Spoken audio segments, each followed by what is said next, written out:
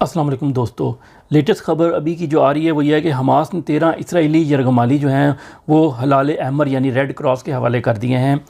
جبکہ آپ نے ایک اور بھی سنا کہ اسرائیل بھی جو ہے نا یرغمالی رہا کرے گا۔ اسرائیل نے بھی یرغمال کیے ہوئے لوگوں کو تو وہ تو دوبارہ گرفتار کر لے گا جس کو چاہے گا، اور جب سے یہ آپریشن سٹارٹ ہوا ہے تب سے وہ تو 10,000 لوگوں کو گرفتار کر چکا ہے، تو اس نے اگر 150 چھوڑنے بھی ہیں نا تو اس نے اگلے دن وہ دوبارہ سارے جو ہے نا اغوا کر لینے ہیں۔ تو یہ دنیا میں پہلی دفعہ ہو رہا ہے کہ کہہ رہے ہیں کہ حماس نے جو اغوا کیا اس کو کنڈیم کرو، اور جو اسرائیل اغوا کر رہا ہے پچھلے 75 سال سے اس کی خیر ہے۔ کل میں نے آپ کو جو ویڈیو بنائی تھی اسٹوارٹ سیلڈوچ کے بارے میں کہ وہ کیسا ریسسٹ ہے، وہ اس کے بارے میں اپڈیٹ چھوٹی سی ہے کہ اس کو گرفتار کر لیا گیا ہے۔ دوسری ایک چھوٹی سی انفارمیشن آپ کو دینی ہے کہ یہ جو پناہ گاہ کا کنسیپٹ تھا نا، یہ بیسیکلی اس کے پیچھے بشرا بی بی تھیں اصل میں، جن کی یہ آج کل سب کو جو کیا جا رہا ہے نا ان کی عزت کو خراب کرنے کی کوشش کی جا رہی ہے۔ اللہ تعالیٰ ان کے ساتھ ہے، انہوں نے لوگوں کو کھانا کھلایا ہوا ہے پاکستان کو، اور یہ قیامت تک پاکستان کے لوگ یاد کریں گے ان پناہ گاہوں کو۔ تیسری چیز، عمر ایوب جو ہے نا، جن کے والد صاحب جو ہیں گوہر ایوب،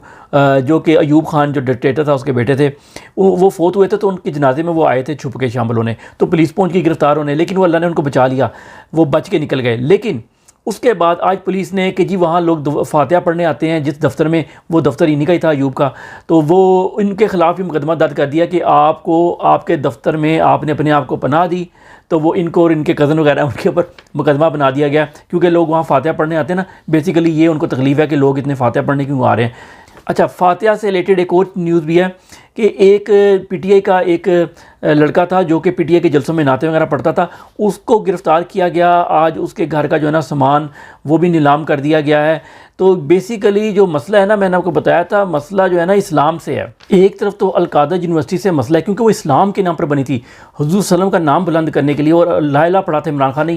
یہ تکلیف ہے۔ اس کی ایک مثال یہ ہے کہ داؤ میڈیکل کالج جو ہے کراچی کے اندر، ادھر کونڈم کے جو ہے نا لوگ پہن کے بن کے پھر رہے ہیں کہ یہ خریدو سیفٹی کے لیے، ٹھیک ہے، اور یہ ان یونیورسٹیوں کو کچھ نہیں کہا جاتا، کیوں کہ یہ چاہتے ہیں کہ ملک کی جو نوجوان نسل ہے نا وہ اس کام میں لگ جائے، اور ہم مدد سے جو ہے نا ملک کے اندر بادشاہت کریں، اور جو لوٹ مار کرنی ہے وہ کریں، تو اور ان کو جو ہے نا اس کام میں لگا دو، اور جو اسلام کا نام لیتا ہے نا اس کو گرفتار کرو۔ اصلی والا یہ 2 نمبر مولویوں کی بات نہیں کر رہا جو پہنچ جاتے ہیں ہر جگہ دم ملاتے ہوئے۔ ساؤتھ افریقہ کی پارلیمنٹ میں ووٹنگ ہوئی ہے، 91 کے مقابلے میں 241 ووٹوں سے فیصلہ کیا گیا ہے کہ اسرائیل کی ایمبیسی جو ہے نا وہ فارغ کر دی جائے، نکال دی جائے ادھر سے۔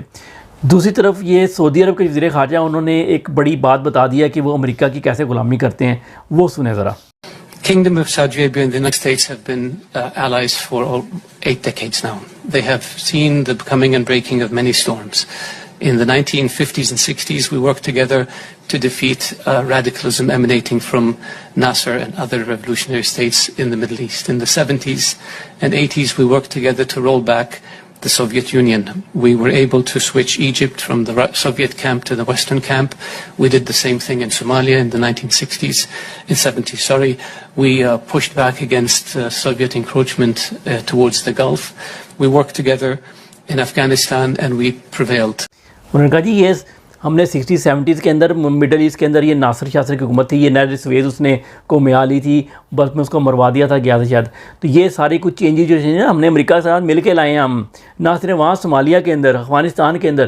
ہم مصر کے اندر ہم نے حکومتیں گرائی ہیں، یہ وہ آج وہ مان چکا ہے، افغانستان کا مان چکا ہے کہ ہم اس میں پریویل کیے ہیں۔ بس یہ عمران خان کا جو ہے نا حکومت گرانے میں، یہ بھی آپ کو انشاءاللہ انہی کے منہ سے اللہ تعالیٰ سنوائے گا کہ ہم نے عمران خان کی بھی حکومت گروائی تھی۔ لوگ سمجھتے ہیں کہ باجوہ نے عمران خان کی حکومت کروائی تھی، اس کی کیا اوقات، یہ انٹرنیشنل اسٹیبلشمنٹ میں کرائی ہے۔ باجوہ کا تو نواز شریف جیسے جھکتے مارتے ہیں۔ ہاجرہ خان جس کی کتاب آ رہی ہے، بہت گندی کتاب آ رہی ہے، اس کو وہ آنے سے پہلے ہی باجرہ بن کے بڑھ گئی ہے، وہ سنیں ذرا، اس کی ویڈیو چل رہی ہے ہاجرہ خان کی، وہ سنیں ذرا، عمران خان کو بلا رہی ہے، سنیں۔ لوگ یہ باتیں سوچتے ہیں کہ آئیکن کیا ہوتا ہے، سپر سٹار کیا ہوتا ہے، اور ایک لیڈر کیا ہوتا ہے، تو آج کے شو میں آپ کو ملانا چاہوں گی کہ this is what an icon looks like and this is what a leader sounds like. Any guesses? Yes, the one and only, God's favorite child, our favorite as well, Imran Khan.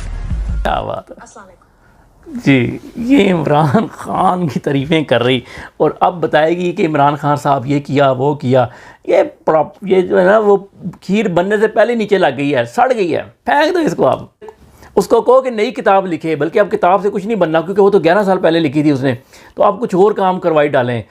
کتنے لوگ ذلیل ہوں گے، لیکن لوگ لکھتے کیوں ہیں یہ چیزیں کرنے کے باوجود؟ لوگوں کو پتہ ہے کہ ہم بدنام ہوں گے، ذلیل ہوں گے، یہ اس لیے کرتے ہیں کہ چلو بدنام ہوں گے تو کیا نام نہ ہوگا۔ آخر میں بلاول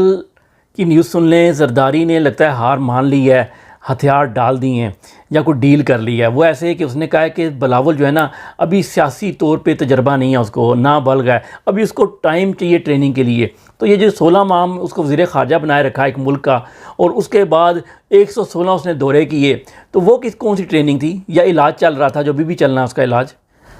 مجھے لگتا ہے زرداری نے جو ہے نا کوئی ڈیل کر لی ہے کہ اسے پتہ لگ گیا تھا، کیونکہ تیز بندہ ہے، وہ تیز نہیں ہے، بس وہ مفاد پرست بندہ ہے، اس کو پتہ لگ گیا کہ انہوں نے نواز شریف کو بنانا ہے یا کسی اور کو بنانا ہے، مجھے تو بنانا نہیں ہے، بلاول کو نہیں انہوں نے لے کے آنا۔ تو اس لیے ابھی جو ہے نا ان کے ساتھ ہی لگے رہو، بجائے اس کے کہ ٹف ٹائم دو، کیونکہ بلاول نے پچھلی تقریروں میں کچھ زیادہ ٹف ٹائم دیا تھا، لیکن انہوں نے میرے خیال میں انڈرسٹینڈنگ کی ہے کہ ایک دوسرے کو نا تھوڑا بہت لوگوں کو دکھانے کے لیے، بیوقوف بنانے کے لیے تھوڑا بہت کہیں، لیکن زیادہ الزامات یعنی نہ لگائیں، تاکہ جو ہے نا کل کو دوبارہ مل بیٹھیں تو لوگ وہ ویڈیو کے کلپ لگا کے ہمیں کتے والا نہ کریں۔ عمران خان کے خلاف جو نکاح کا کیس تھا، جھوٹا کیس، وہ واپس لے لیا جس نے کیا تھا، لیکن میرا خیال ہے کہ یہ پہلے دن سے ہونا چاہیے تھا، جس دن پہلا بندہ گرفتار ہوا تھا پی ٹی آئی کا، ان کو شہباز گل ٹائپ کا، ان کو جو ہے نا نکلتے ساتھ جن لوگوں نے ان کے خلاف پرچے کیے تھے جھوٹے، ان سب کے خلاف ہرجانے کا دعویٰ اور ان کو عدالت میں گھسیٹنا چاہیے تھا۔ یہ میں کہتا تھا نا، جب جو باہر آتا ہے آگے مہان بن جاتا ہے کہ ہم معاف کرتے ہیں، اور عمران ریاض خان صاحب نے بھی اعلان کیا تھا جب وہ آئے تھے پہلی دفعہ نکل کے۔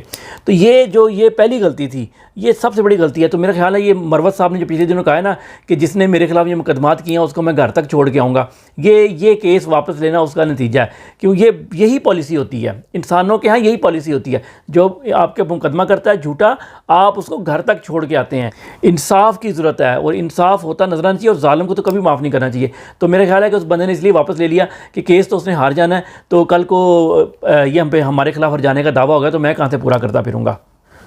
اللہ تعالیٰ غزہ کے لوگوں کی حفاظت فرمائے۔ 4 دن کی جو ان کی جو سیز فائر ہوئی ہے، اس میں کچھ لوگ اپنے علاقے میں جانا چاہتے ہیں، ادھر اپنے پیاروں کو ملبے تلے ڈھونڈنا چاہتے ہیں، لیکن اسرائیل نے کہا ہے کہ اگر کوئی بھی ساؤتھ سے نارتھ کی طرف علاقوں میں آئے گا جس پہ انہوں نے قبضہ کر لیا ہے تو ان کو وہ اس کے خلاف وہ ایکشن کرے گا۔ اللہ تعالیٰ ان کی مدد فرمائے۔